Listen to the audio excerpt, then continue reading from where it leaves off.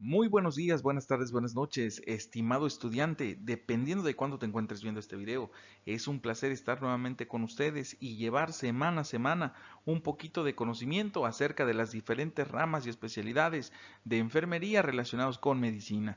Es importante saber que esto lo hacemos con el objetivo de que ustedes crezcan en conocimiento, así como también tratamos de explicarle lo más sencillo que se pueda para evitar esos tecnicismos que luego muchas veces nos confunden y que solamente nos dejan más dudas que entendimiento.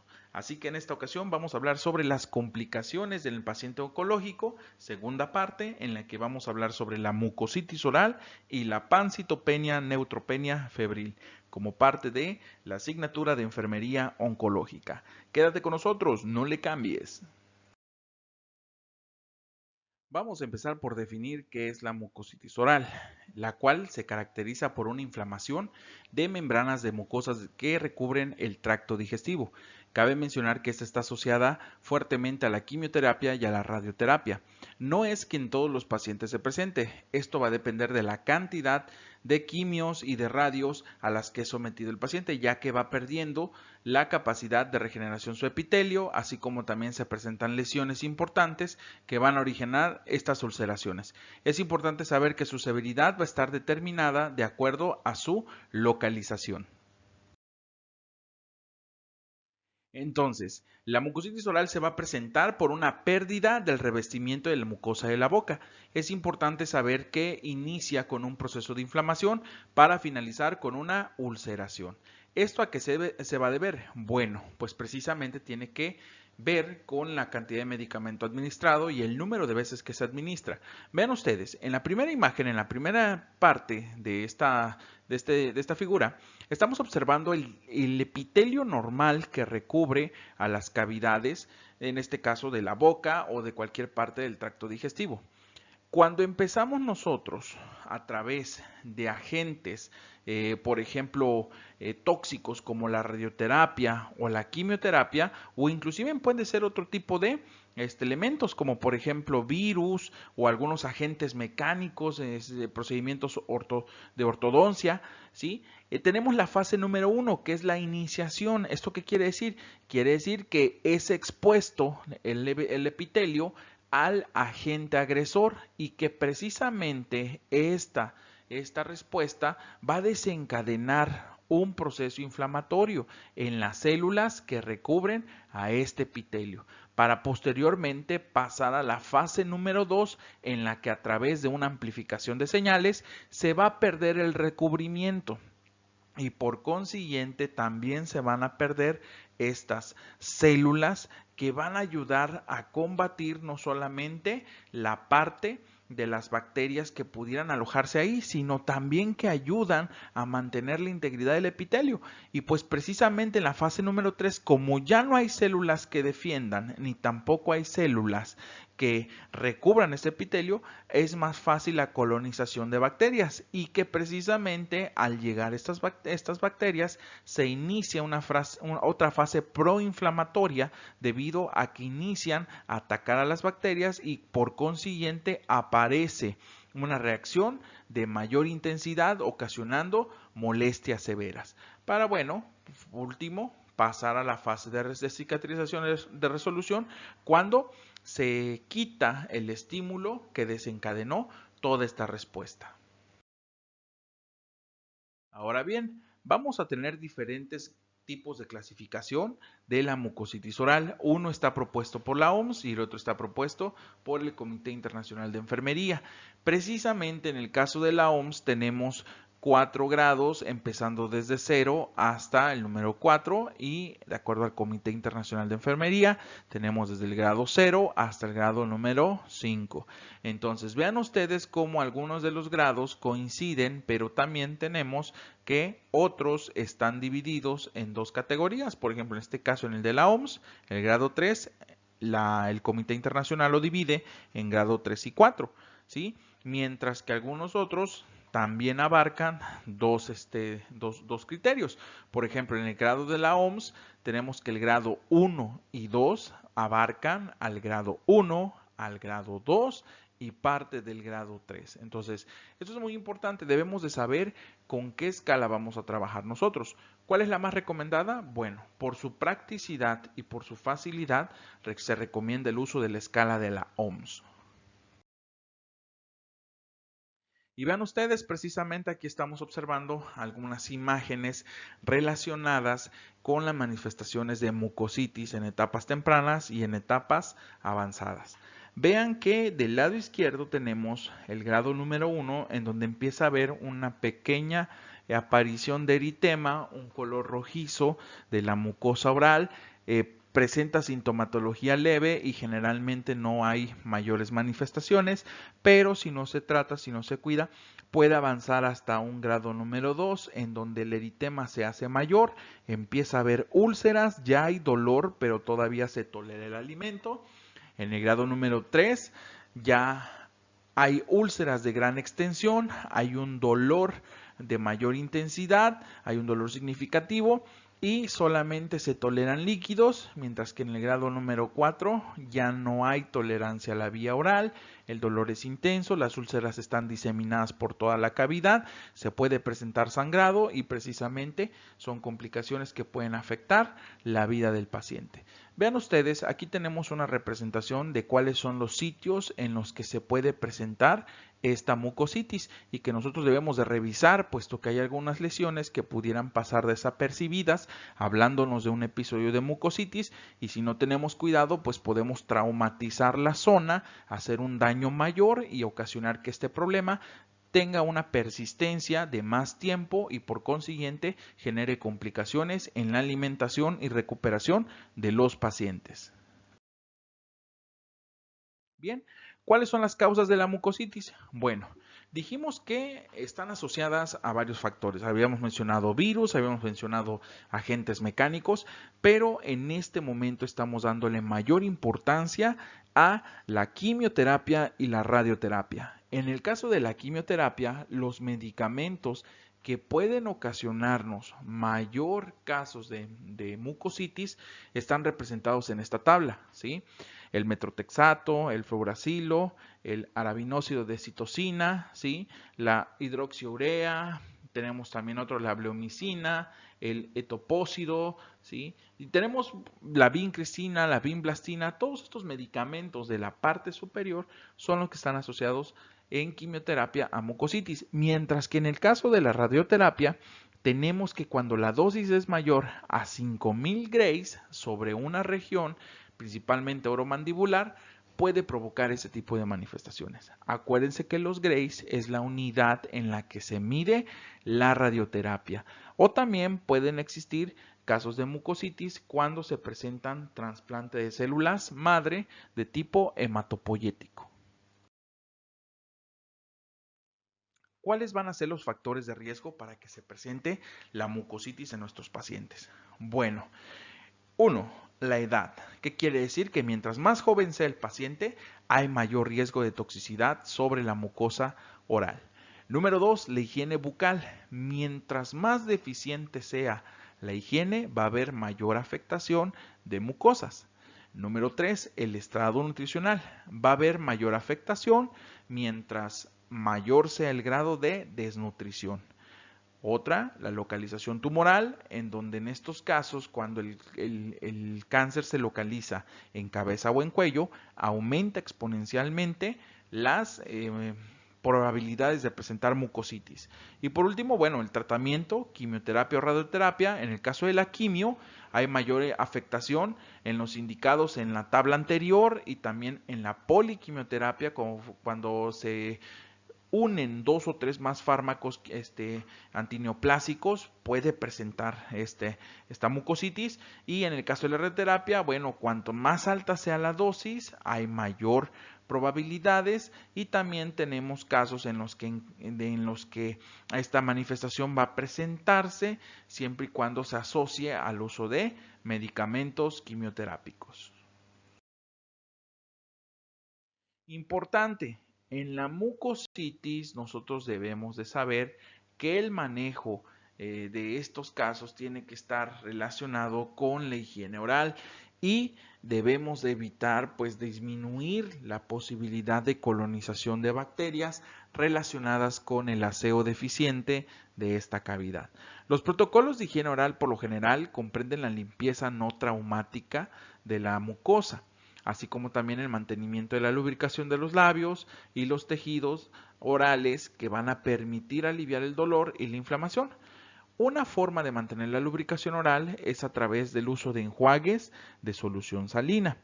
Puede presentarse algo que se denomina serostomía, que es una resequedad de la cavidad oral acompañada de la lengua y que precisamente va a aumentar el riesgo de que se presenten este tipo de lesiones. Entonces, para poder hacer uso de enjuagues y que beneficien el estado de hidratación de la cavidad, bueno, pues utilizar la solución salina al 0.9%, una solución a base de bicarbonato de sodio o bien hacer uso de ambas de manera combinada. Hay una serie de cuidados que debemos de tomar en cuenta a la hora de querer evitar que se presente la mucositis en pacientes que se localizan en tratamiento oncológico. Estos cuidados específicos están relacionados con el cepillado post-ingesta, están relacionados con el uso de prótesis dentarias, de anestésicos locales, el uso de antimicóticos o de terapia analgésica. Para el caso del cepillado es importante mencionar que se debe utilizar un cepillo blando, ya que este cepillado, bueno, va a disminuir el riesgo de infección sobreagregada por bacterias y que tiene que hacerse meticulosamente y con un cuidado exhaustivo, debido a que si lo hacemos de manera abrupta podemos ocasionar sangrado de encías. En el caso de las prótesis es importante hacer el retiro de prótesis para llevar a cabo el cepillado de forma manual, así como también sumergir la prótesis en soluciones antisépticas, y durante la noche es necesario removerlas para evitar que vaya a ocasionar alguna ulceración. Y el uso de anestésicos locales, bueno, podemos utilizar enjuague con lidocaína al 2%, podemos utilizar la difenidramina, el bicarbonato 100 mililitros de solución, o también podemos realizar esto de 10 a 15 mililitros por 4 o 5 veces al día para poder llevar a cabo este proceso de alivio de malestares. Ahora, pasando a la pancitopenia, ¿qué definimos como pancitopenia? Bueno, la pancitopenia es la disminución simultánea de los valores de 3 líneas celulares. En este caso hablamos de los eritrocitos, que nos puede provocar anemia, de los leucocitos, que nos pueden ocasionar la leucopenia, y de las plaquetas, que se denomina trombocitopenia. En el caso de la anemia es importante mencionar que en hombres se da cuando los valores de hemoglobina son menores a 3 gramos sobre decilitro, 13 gramos sobre decilitro, mientras que en las mujeres menores a 12 gramos sobre decilitro. Es importante mencionar que en México, hablando de México, en los hombres menores a 12 gramos se considera anemia y en mujeres menores a 11 gramos. ¿Por qué la mujer tiene menos hemoglobina que el hombre? Bueno, porque está relacionada con los periodos menstruales, donde hay sangrado, donde hay pérdida de tejido hemático y por consiguiente disminución de los valores de hemoglobina. Ahora, la leucopenia la vamos a definir cuando los leucocitos se encuentran menores a 4.000 células por milímetro cúbico, y la trombocitopenia cuando tenemos menos de 150.000 células por milímetro cúbico. Bien, la pancitopenia puede ser de tipo central o de tipo periférica. Cuando hablamos de una pancitopenia de tipo central, hacemos referencia a que la afectación se encuentra directamente en la médula ósea roja. Recordemos que la médula ósea roja es el lugar donde se lleva a cabo la producción de células sanguíneas, mientras que las de tipo periférico tienen que ver con una enfermedad que va a afectar de manera indirecta a la producción de estas células sanguíneas. Dentro de las causas centrales vamos a encontrar alaplasia e hipoplasia de la médula ósea roja, que va a estar representada por el uso de fármacos y tóxicos, la exposición a radiaciones, la presencia de hemoglobinuria paroxística nocturna, algunas infecciones por virus, también enfermedades de tipo inmune, el embarazo o de tipo idiopático. Por otra parte, también vamos a tener a la mieloptisis y a la mielofibrosis idiopática, caracterizadas por síndromes mieloproliferativos agudos y crónicos, o bien síndromes linfoproliferativos agudos y crónicos, así como también discrasias de células plasmáticas, la metástasis de tumores sólidos, las infecciones u otras causas. Y por último, la hematopoiesis ineficaz, asociada a anemia megaloblástica, mielodisplasias relacionadas con virus de inmunodeficiencia humana o aquellos que no están relacionados con el virus de la inmunodeficiencia humana y también de otro origen. En cambio, las periféricas van a estar relacionadas por secuestro o por destrucción. Cabe mencionar que por secuestro están enfermedades como la hipertensión portal, la infiltración neoplásica o las infecciones. Y por destrucción, el síndrome de Evans, el hipertiroidismo, el lupus eritematoso sistémico, otras causas inmunológicas o el síndrome hemafagocítico. Cabe mencionar que las quimioterapias van a ocasionar pancitopenia si los fármacos originan supresión de la médula ósea, por lo tanto serían de tipo central. ¿Cómo se realiza el diagnóstico entonces de pancitopenia? Bueno, para eso necesitamos nosotros el análisis de un hemograma periférico, el frotis de sangre periférica y un estudio de la médula ósea. Cabe mencionar que la clínica va a estar relacionada con cada una de las citopenias. En el caso de la anemia, la palidez y el síndrome adémico, mientras que en el caso de la leucopenia, las infecciones recurrentes y la fiebre. Y por último, la trombocitopenia, la aparición de sangrado cutáneo mucoso o bien la aparición de hematomas o equimosis en el tejido tegumentario. Por otro lado, la neutropenia febril hace referencia a la reducción de cifra de neutrófilos en sangre periférica menor a 2000 células por mililitro cúbico. Cabe mencionar que la neutropenia febril constituye una emergencia infectológica y oncológica. La neutropenia febril se va a caracterizar porque va a haber elevaciones de la temperatura corporal mayores a 38.5 o bien de 38 grados durante más de una hora. Las células pueden localizarse en menos de 1000 o en menos de 500, siempre y cuando se cumpla el primer criterio del registro de la temperatura. ¿Cuáles van a ser las complicaciones más fuertemente relacionadas con la neutropenia febril? Bueno, vamos a tener a la sepsis severa o al choque séptico. El propósito de atender a un paciente con neutropenia febril es reducir el riesgo de infecciones en pacientes con cáncer. ¿Y quiénes son los que deben de participar en este proceso? Bueno, todo el equipo de salud y cualquier turno en el cual se encuentre un paciente con estas características. Ahora, ¿cuáles van a ser las instrucciones sobre el medio ambiente, así como también las medidas que debemos de considerar a la hora de estar trabajando con un paciente con neutropenia febril? Bueno, tenemos medidas de aislamiento y de procedimientos en las cuales van a estar encaminadas al lavado de manos, a la restricción de accesos y a las visitas.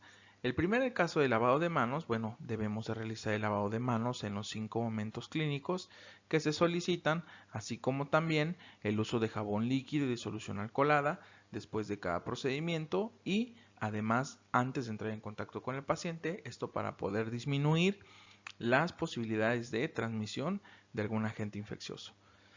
Mientras que el registro de accesos, bueno, la restricción de accesos tiene que estar encaminada al uso de cubrebocas o mascarillas y evitar una sobrecarga de personal en esta área, puesto que los pacientes cursan con un proceso que inmunocompromete su sistema de defensas.